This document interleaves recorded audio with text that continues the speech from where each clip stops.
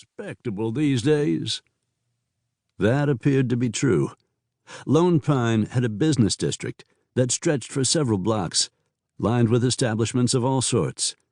Saloons still operated, to be sure.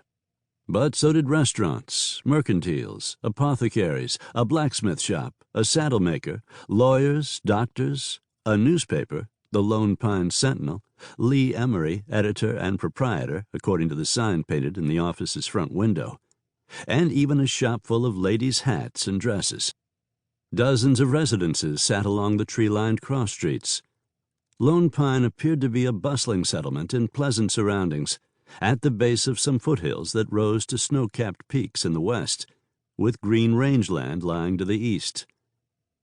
Ace spotted a marshal's office and jail a short distance along the main street, too. With any luck, he and Chance wouldn't see the inside of it during their stay in Lone Pine.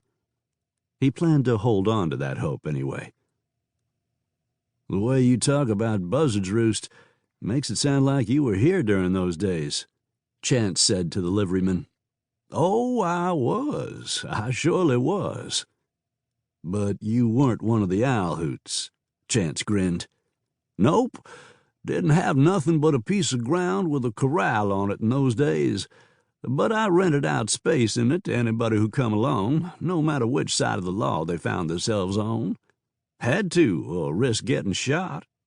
Slowly but surely things begun to settle down, and I made enough dinero to start building a barn."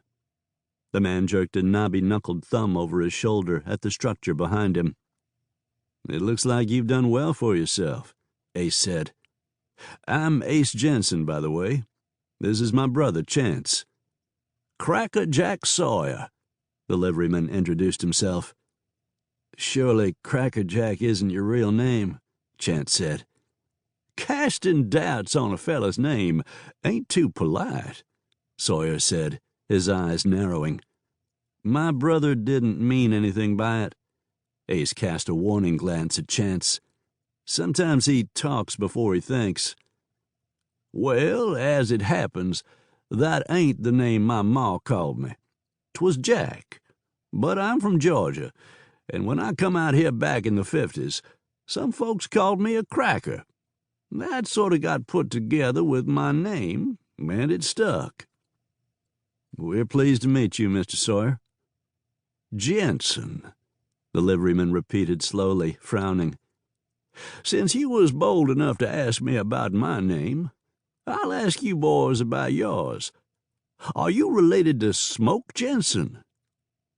The brothers got that question fairly often, since just about everybody west of the Mississippi, and a good number of those east of the Big River, had heard of the notorious gunfighter and adventurer, Smoke Jensen.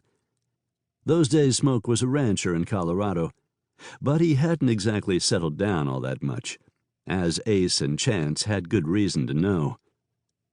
"Don't encourage him," Chance said to Sawyer. "My brother thinks Smoke Jensen is some long-lost relative of ours. As a matter of fact, we've crossed trails with him several times, and his brothers Matt and Luke, too," Ace said.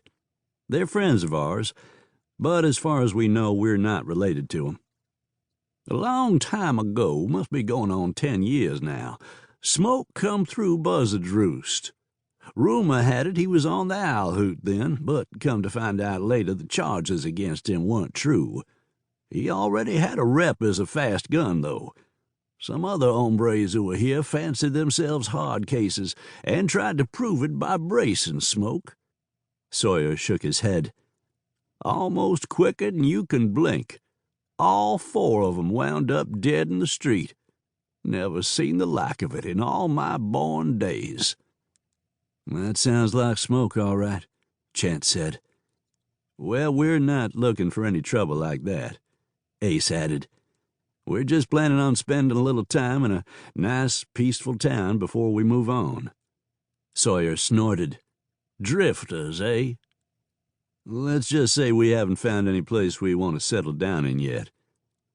"Lone Pine's peaceful enough these days, most of the time." "Meaning some of the time it's not?"